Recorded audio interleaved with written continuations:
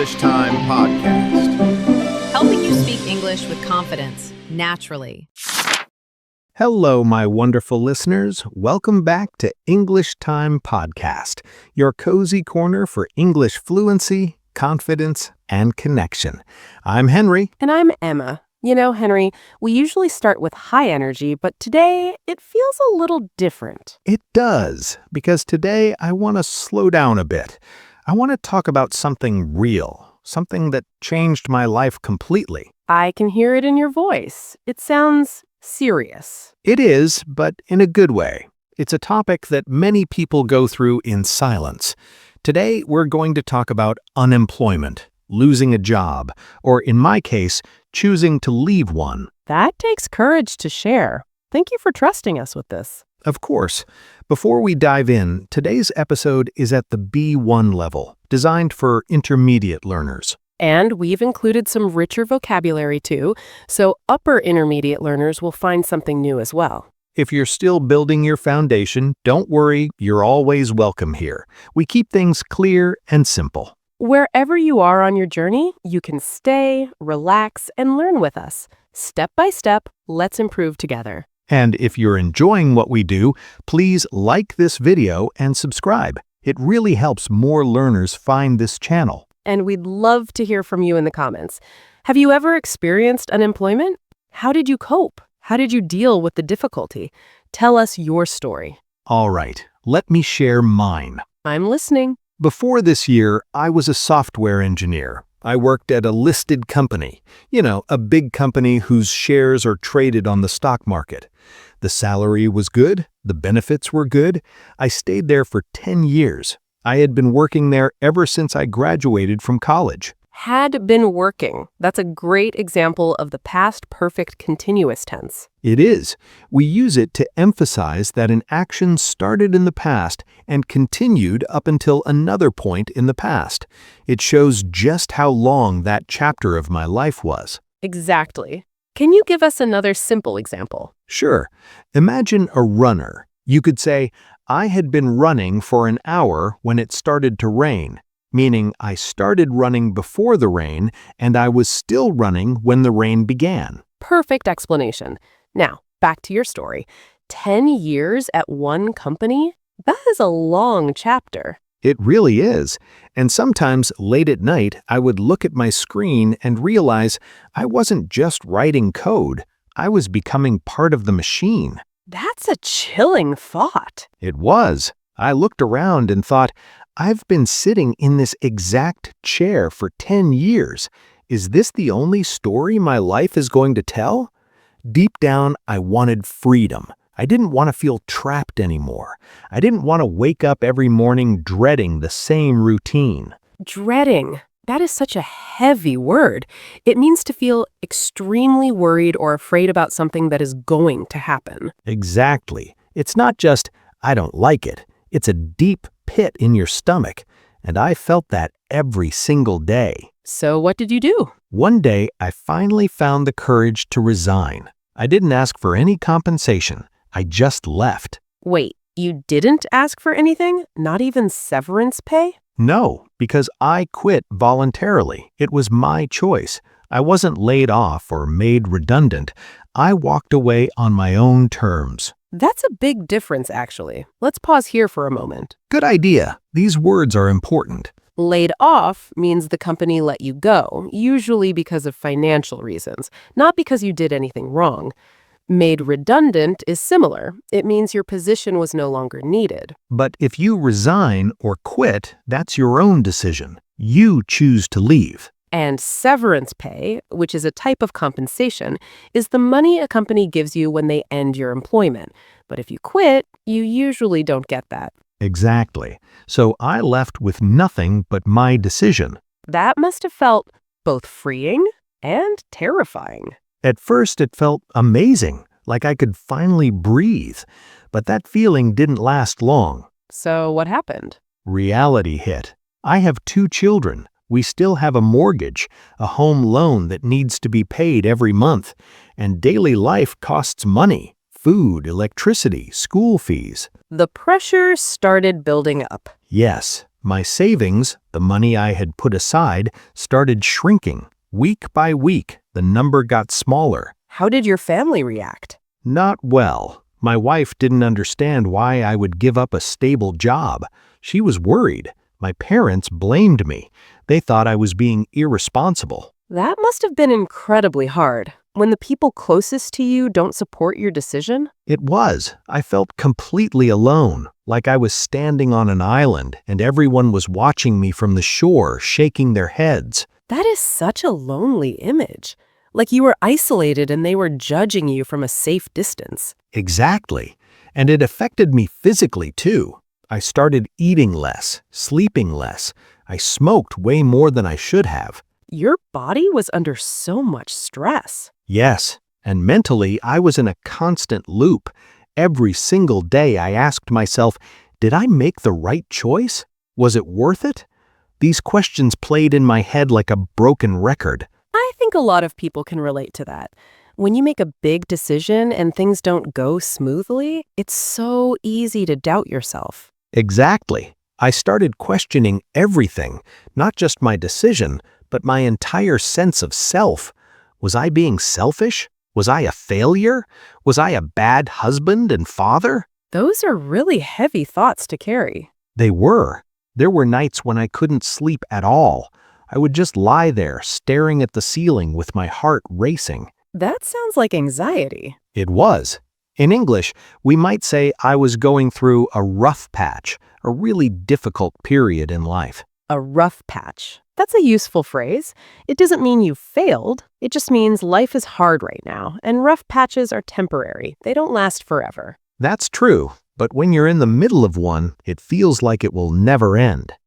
And during that rough patch, I kept thinking, maybe my friends would help me.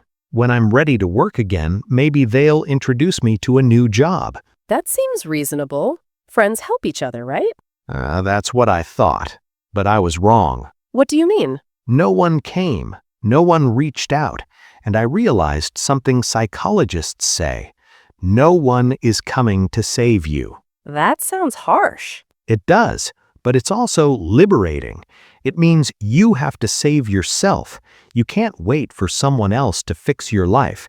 You are the only one who can do that. That's a powerful mindset shift. It took me a while to get there, but once I accepted it, something changed inside me. So, after you realized that no one was coming to save you, what did you do? I stopped waiting. I stopped feeling sorry for myself, and I started looking at what I did have instead of what I had lost. What did you have? My wife, my 2 kids, my health, my brain, my 10 years of experience. Those things didn't disappear just because I quit my job. You shifted your focus from what was missing to what was still there. Exactly. And here's the thing. I also realized there's no point in dwelling on the past. What's done is done. There's no undo button in life.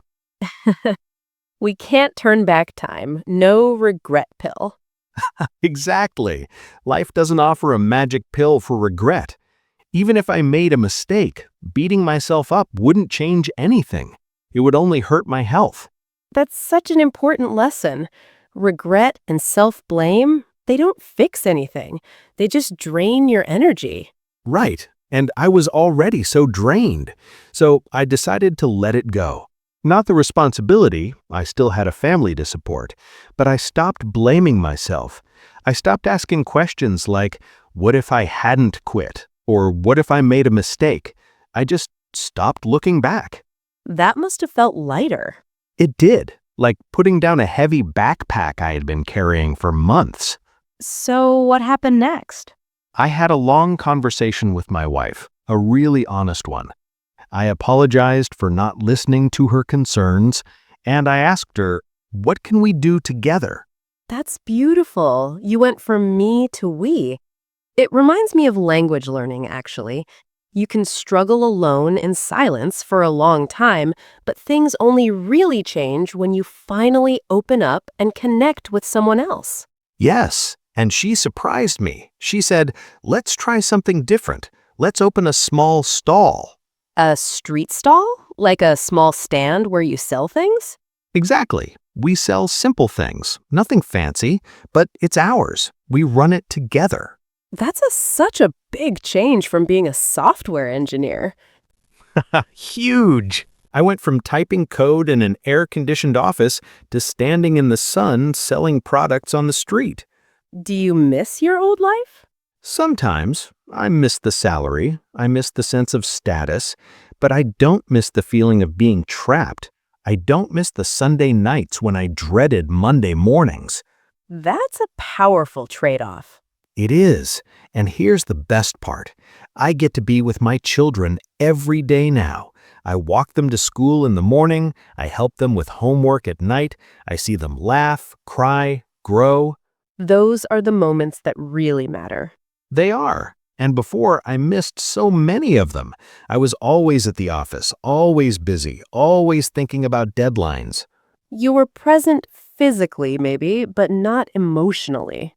Exactly. Now I'm fully there, and that feels more valuable than any paycheck. That's really beautiful, Henry.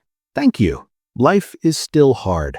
Some days I worry about money. Some days I feel tired and uncertain. I wonder if we'll make enough this month. That uncertainty is heavy, and yet I hear something else in your voice. But I also feel something I didn't feel before. Hope. Real hope. Not the fake, everything is fine kind, but the honest kind. The kind that says, things are tough, but we're going to be okay. And you're moving forward. Yes, not stuck, not going backward, just forward, one small step at a time. That's such a hopeful message. It's exactly like the journey of learning English, actually. You might feel stuck on a plateau for weeks, but if you just keep taking that one small step, eventually you look back and see how far you've traveled. Absolutely. The view is always better after the climb. That is powerful. Thank you for sharing your story with us, Henry. Thank you for listening. I know not everyone can relate to my exact situation, but I think many people have felt what I felt. The fear, the doubt, the pressure from family, the loneliness of being misunderstood. Absolutely. And it's okay to feel those things. It doesn't make you weak. It makes you human. Yes, and if you're going through something similar right now, I want you to know you're not alone. It's okay to struggle. It's okay to not have all the answers. And it's okay to start small, one step at a time. One step at a time. Now, before we wrap up, let's talk about English for a moment. This topic, unemployment, is something you might need to talk about in real life, and it can feel really awkward. Absolutely. It's one of those topics people don't know how to approach. How do you tell someone you're between jobs? How do you explain a gap in your resume during a job interview? How do you respond when relatives ask about your work? Let's go over a few useful phrases that can help. Good idea. First, instead of saying, I'm unemployed, which can sound a bit blunt and final, you can say, I'm currently between jobs. Between jobs. That sounds much softer. It suggests you're in a transition period, moving from one chapter to the next, not that your career is over. Exactly. You can also add, I'm exploring new opportunities at the moment. Ooh, I like that. It sounds positive and forward-looking. Another useful phrase, I took some time off to focus on personal matters. That's perfect for interviews. It's honest, but it doesn't go into too much detail. It keeps your privacy. And if you were laid off, you can say, unfortunately, my position was made redundant due to company restructuring. Restructuring. That means the company changed its internal organization. Maybe they merged departments or cut budgets. It's a neutral way to explain what happened. Right. It shows that it's not about your performance, it's just business. Now, let's do a quick role play. Imagine you're at a job interview and the interviewer asks, I see there's a 6-month gap on your resume. Can you tell me about that? Sure. I would say, during that time, I took a step back to reassess my career goals. I also spent time improving my skills. I took some online courses and did freelance projects. It was a valuable period of growth for me. That's a great answer. You're being honest, but you're also showing that you use the time productively. And here's another scenario. Imagine a nosy relative asks at a family dinner, "So, are you still looking for a job? What are you doing with your life?" Oh, we all have that relative. Oh, we do. You could say, "I'm taking my time to find the right fit. I don't want to rush into something that's not a good match." Or simply, "Things are going well. I'm exploring some new directions." Short, positive, and doesn't invite more questions. Brilliant. Now, let's also talk about emotions, because losing a job or choosing to leave one brings up a lot of feelings. And being able to name those feelings in English is so powerful. For example, I felt anxious about the future. I was overwhelmed by all the pressure. I felt isolated from my friends and family. Anxious, overwhelmed, isolated. These are all very useful words for describing difficult emotions. And on the positive side, I felt hopeful when things started to change. I felt relieved when I stopped blaming myself. I felt grateful for my wife's support. Hopeful, relieved, grateful. These words help you express recovery and healing. If you can name what you're feeling, you can process it better, and you can connect with others who feel the same way. That's one of the beautiful things about language. It helps us understand ourselves and each other. And here's the thing, when you're going through a hard time, learning English can feel impossible. You might think to yourself, "Why am I studying vocabulary when my life is falling apart?" But actually, that's exactly when learning can help. It gives you a sense of progress, a small win each day. Even 5 minutes of listening, even one new word, it reminds you that you're still moving forward. And that forward motion, it builds momentum. Just like in your story, Henry, you didn't fix everything overnight. You took one step, then another. Exactly. English learning is the same. Step by step, we improve together. This episode was different for me. It felt more personal than usual. It did, and I think that's why it was so important. We went deep today. We really did. So let's take a deep breath and recap what we talked about. Today we talked about unemployment, not just as a topic, but as a personal experience. We talked about the emotions that come with it: fear, pressure, loneliness, and eventually hope. We also learned some important vocabulary, like between jobs, laid off, made redundant, severance pay, a rough patch, and restructuring. And we talked about mindset. No one is coming to save you, but that's okay, because you can save yourself one step at a time. These ideas apply to everything: work, life, and of course, English. Thank you so much for staying with us until the end. We really appreciate your time. Before we go, we have one question for you. Have you ever gone through a difficult period like this? How did you handle it? Tell us in the comments. Your story might help someone else who's going through the same thing. Take care of yourself. Be kind to yourself. And I'll see you next time. Bye, everyone. Word detective. Listen to the meaning, then say the vocabulary word. When a company lets you go because of financial reasons, not because you did anything wrong. Laid off. Example: I was laid off last month because my company was cutting costs. When your job position is no longer needed by the company. Made redundant. Example: many workers were made redundant after the merger. The money a company pays you when they end your employment. Severance pay.